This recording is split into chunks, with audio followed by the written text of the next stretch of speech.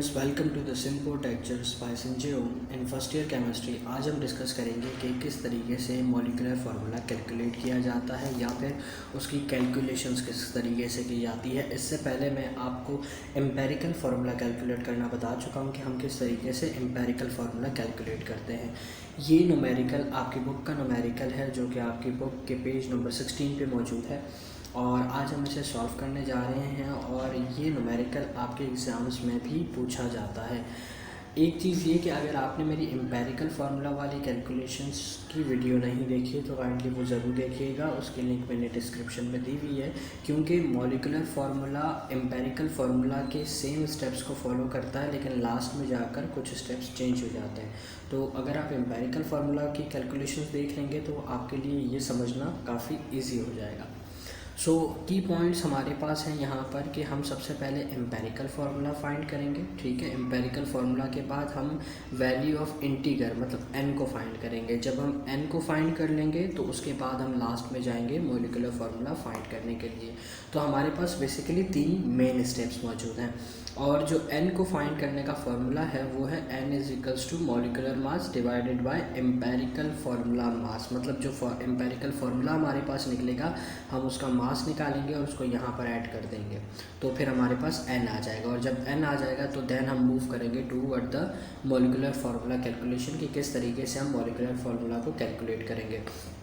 सबसे पहले हम सवाल को रीड करते हैं। देखें, सवाल के अंदर आपके पास मौजूद है कि 1.0 ग्राम मतलब 1 ग्राम आपके पास एक सैंपल है किसका, ब्यूटेन का। देखें, यहाँ पे इस चीज़ को फोकस करना आपके लिए बहुत इंपॉर्टेंट है कि मॉलिक्यूल क्या है। अगर इससे पहले वाले सवाल को आप देखें तो उसके अंदर आपके पास उन्होंने कहा था कि एक कंपाउंड है जिसके अंदर कार्बन भी है, हाइड्रोजन भी है और ऑक्सीजन भी है। लेकिन ब्यूटेन के अंदर क्या होता है, butane is basically carbon and hydrogen molecule. ठीक है, तो इसके अंदर सिर्फ कार्बन और हाइड्रोजन मौजूद होता है। तो हम इस पूरी कैलकुलेशन में कहीं भी ऑक्सीजन को डिस्कस नहीं करेंगे। तो ब्यूटेन आपके पास है 1 ग्राम, ये एक सैंपल दिया हुआ है। वो कह रहा है कि जब उसे जलाया गया तो उसमें से 3.03 ग्राम कार्बन डाइऑक्साइड निकला एंड 1.55 ग्राम H2O निकला।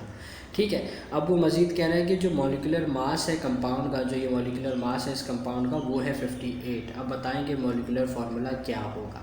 ठीक है, तो चलें स्टार्ट करते हैं फर्स्ट स्टेप से। फर्स्ट स्टेप में जैसे कि आपको पता है कि हम सबसे पहले क्या फाइंड करते हैं, सबसे पहले फाइंड करते हैं हम मास। और जब मास को फाइंड करते हैं तो देखें यहाँ पे हमारे पास कार्बन और हाइड्रोजन मौजूद है। तो कार्बन का रिलेशनशिप होगा कार्बन डाइऑक्साइड के साथ एंड हाइड्रोजन का रिलेशन होगा वाटर के साथ। तो ये फार्मूला है, ये आप याद कर लें कि मास ऑफ कार्बन जब हम निकालेंगे तो वो किस तरीके से निकालेंगे कि 1 मोल कार्बन जो है वो 12 ग्राम के बराबर होता है और कार्बन डाइऑक्साइड जो होता है 1 मोल वो 44 ग्राम के होता है और उसको मल्टीप्लाई करेंगे given mass of the carbon.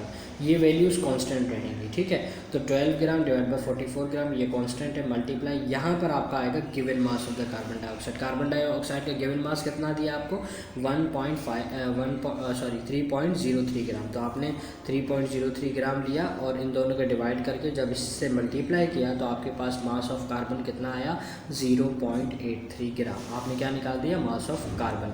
अब हम आएंगे नेक्स्ट स्टेप पे जिसमें हम मास ऑफ हाइड्रोजन निकालेंगे। तो ये भी कांस्टेंट है 2 ग्राम, क्योंकि H2 जो है हाइड्रोजन 1 मोल के अंदर 2 ग्राम होता है और H2O जो है इसका मास जो है आपके पास 1 मोल के अंदर 18 ग्राम होता है। तो ये कांस्टेंट है। अब यहाँ पे गिवन मास ऑफ H2O लिखेंगे। गिवन मास ऑफ H2O सवाल के अंदर दिया हुआ है 1.55। ठीक है, ये वैल्यूज़ कांस्टेंट है। 2 डिवाइड बाई 18 मल्टीप्लाई इंटू 155। इन दोनों को डिवाइड करके जब आप इनसे मल्टीप्लाई करेंगे तो आपके पास मास ऑफ हाइड्रोजन कितना आ जाएगा 0.17 ग्राम। तो आपने अभी क्या निकाल दिया, आपने 2 स्टेप्स पूरे किए। आपने कार्बन डाइऑक्साइड एंड हाइड्रोजन का जो मास है वो आपने निकाल दिया। ये था आपका स्टेप नंबर 1। अब हम आते हैं स्टेप नंबर 2 पर। तो स्टेप नंबर 2 के अंदर हम क्या कैलकुलेट करते हैं, हम कैलकुलेट करते हैं परसेंटेज। तो परसेंटेज में हमारे पास कौन से मॉलिक्यूल है, कार्बन है और हाइड्रोजन है। और लास्ट टाइम हमारे पास कार्बन, हाइड्रोजन, ऑक्सीजन तीनों थे। अब हम कैसे निकालेंगे, जब हम परसेंटेज ऑफ कार्बन निकालेंगे तो आप इस सवाल पे फोकस करें। सवाल के अंदर आपको सैंपल कितने ग्राम दिया हुआ है, 1 ग्राम दिया हुआ है।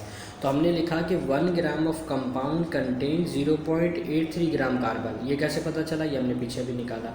हर स्टेप का पिछले वाले स्टेप से रिलेशनशिप है। ठीक है, तो हमने कहा कि 1 ग्राम का कंपाउंड जो था उसमें हमें मिला 0.83 ग्राम कार्बन।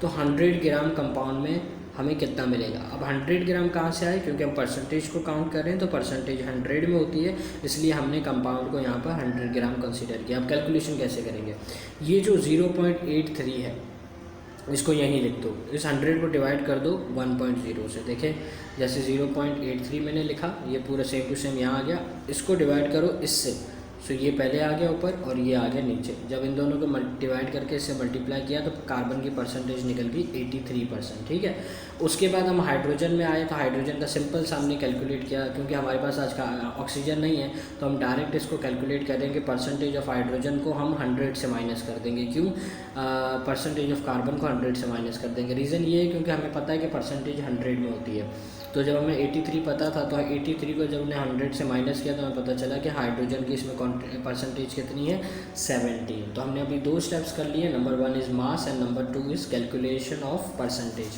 अब नंबर 3 पे आएंगे, that is mole ratio. Mole ratio का फॉर्मूला क्या होता है कि आप परसेंटेज जो आपके पास पीछे आई है जिन मॉलिक्यूल की, उनको आप उनके एटॉमिक मास से डिवाइड कर दें। तो कार्बन की परसेंटेज थी 83 और कार्बन का एटॉमिक मास होता है 12, तो इसको सिर्फ मल्टीप्लाई किया, डिवाइड किया, आंसर आया 6.91। ये आपके पास क्या निकल गया, कार्बन का मोल रेशो। अब आते हैं हाइड्रोजन पे। हाइड्रोजन की परसेंटेज आई थी 17, हाइड्रोजन का मास होता है 1, 17 divide by 1 is equals to 17, तो आपके पास आ गया मोल रेशो 17। अब इसमें से आपने देखना है सबसे छोटी वैल्यू कौन सी, सबसे छोटा कौन सा है, 6.91।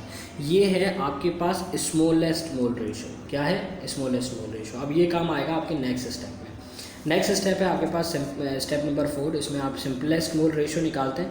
सिंपलेस्ट मोल रेशो का फॉर्मूला कुछ ऐसे होता है कि यहाँ x की जगह कोई भी कंपाउंड आ जाएगा, जैसे कार्बन एंड हाइड्रोजन, जो भी एटम है आपके पास, तो जो भी मोल रेशो आया है उसको डिवाइड करोगे स्मॉलेस्ट मोल रेशो से। जैसे अब अगर मैं कार्बन निकाल रहा हूँ तो कार्बन का मोल रेशो था 6.91, ठीक है, और स्मॉलेस्ट भी क्या था 6.91, तो मैंने 6.91 मोल रेशो निकाला और स्मॉलेस्ट था 6.91, मल्टी डिवाइड किया, आंसर आया 1।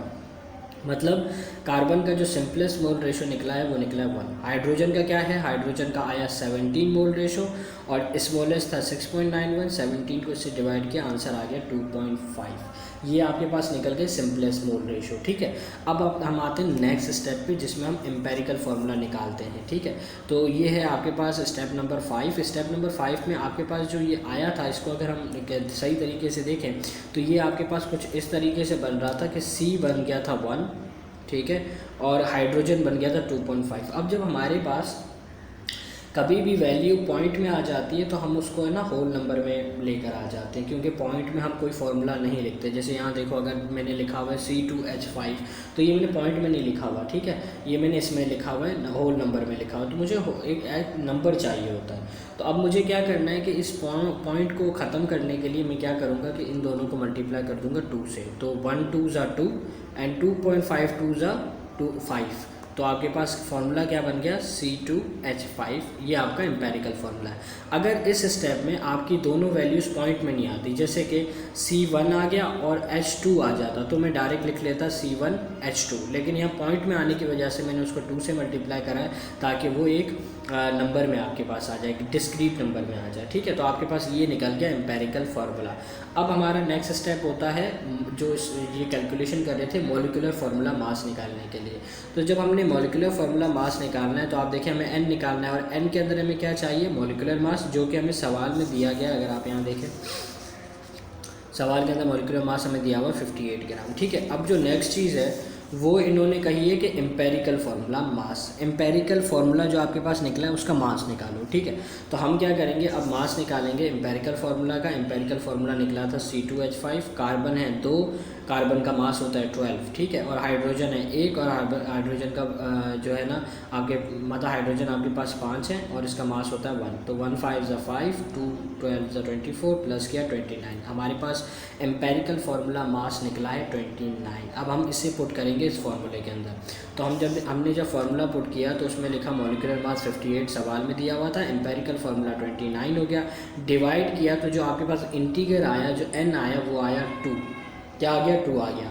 अब आता है हमारे पास मॉलिक्यूलर फार्मूला का फार्मूला क्या है। तो मॉलिक्यूलर फार्मूला कैसे निकलेगा कि जो आपके पास एम्पेरिकल फार्मूला था उसको आप मल्टीप्लाई कर दोगे n से, n हमारे पास आया है 2, एम्पेरिकल फार्मूला था C2H5, तो C2 H5 को आप मल्टीप्लाई कर दोगे 2 से, तो जब 2 से मल्टीप्लाई कर दोगे तो बन जाएगा C4H10। तो ये आपके पास ओवरऑल आपने क्या निकाल दिया, आपने निकाल दिया है मॉलिक्यूलर फार्मूला मास, ये मॉलिक्यूलर फार्मूला जो कि आपने इसमें कैलकुलेशन की। बहुत ही सिंपल सा है ये molecular formula calculations. Molecular formula calculations के लिए आपको एम्पेरिकल फार्मूला पहले निकालना होता है, उसके बाद आपने n फाइंड करना होता है, और n फाइंड करने के बाद आप उसे एम्पेरिकल फार्मूला से मल्टीप्लाई करते हैं तो आपके पास डायरेक्ट मॉलिक्यूलर फार्मूला आ जाता है।